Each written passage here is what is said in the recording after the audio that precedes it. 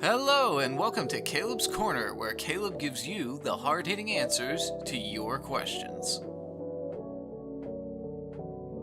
And here's your host, who knows the most, Caleb.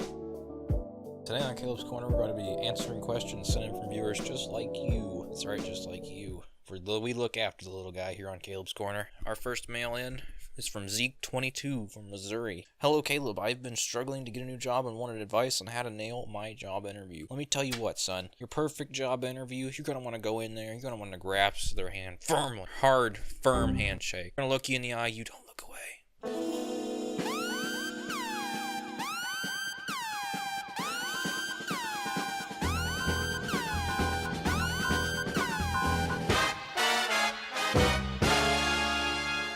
They're going to look you in the eyes, you just don't ever look away, you understand? After you give them a nice, firm handshake and continue to stare them in the eye, you might want to give them a solid cup. There's your advice, Zeke. We hope that helps you in your hunt for a new job interview. Next up, we have Jeff, 16, from Ohio. Greetings, Caleb. My dog keeps biting me when I try to move it off my bed. I have tried YouTube vids, animal training, but no luck. I need help, man. Let me tell you what. Your first rule of business is to establish dominance. You have to look the dog in the eye. Look it in the eye and proceed to strangle it. But let me tell you, if that doesn't work, there is another method. First up, go to the dollar store, get yourself a nice spray bottle. Next up, you're going to order some nice Carolina chili peppers. You're going to want to throw those into the blender with a nice amount of water and get a nice thin mix. Keep that by your bedside. If your dog starts to disturb you in the night, just spray that shit right in its eyes. It'll keep going all night long. Alright, that was our dog lover. Next up, we have Rain Quaker 98. He's 20 years old. He's from New York. My girlfriend bought me this Care Bear for Christmas last year, and I'm looking for a good way to dispose of it. By the way, love your show, Caleb with a C. Well, we're gonna just fucking throw that one right out. Alright, now that we're done with that prick, Janet, 53.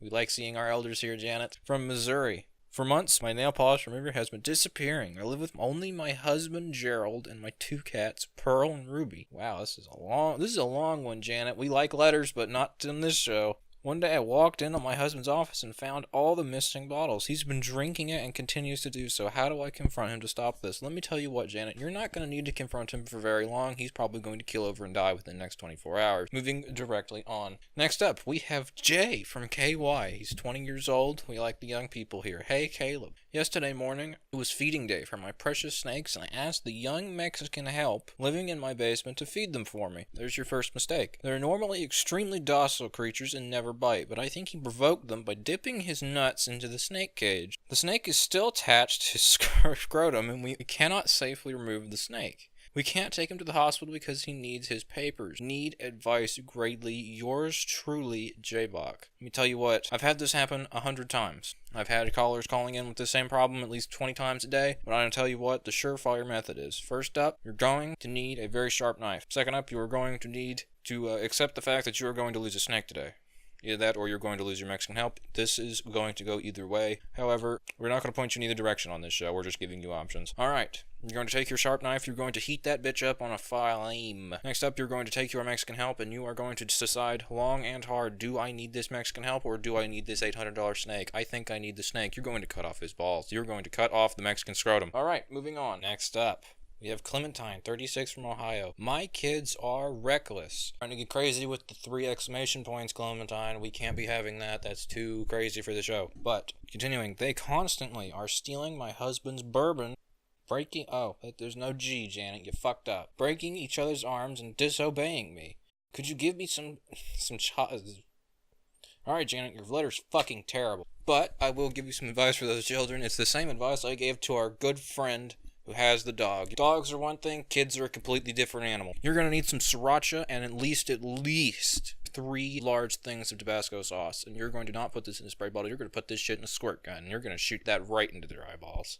This will not blind your children, but it will hurt extremely fucking badly, and I can guarantee you your kids will not be drinking bourbon anymore. And last but not least, we have a letter from our friend Anonymous. We love you. I've become addicted to the taste of pig blood and killing stray cats. My mom is going to kick me out of the basement. What do I do? Alright, Anon. First up, you're going to want to confront your mother. You can, in fact, convince her otherwise if you, at least put on a good show. Perhaps hide the stray cat corpses in the pig's blood so that she doesn't actually find them, you fucking psychopath. But here at Caleb's Corner, we don't actually judge. Because you're a psychopath, and you'll probably come and kill me.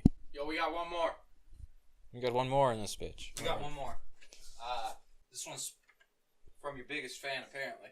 That one's a little dusty. Kelly, 14, from Washington State. Hello, Caleb. Me and my little brother are big fans and want to know your advice on how to make my dad not hit my mom. Your biggest fan, Kelly. Well, Kelly, I'm gonna have to tell you straightforward. It's because of you, Kelly. You are a terrible child, and that's why your father hits your mother. If you acted just a little bit better, he might love you just a little bit more. And Mommy might not have to cry herself to sleep at night. It's all your fault, and you should feel terrible. That's all for today, folks.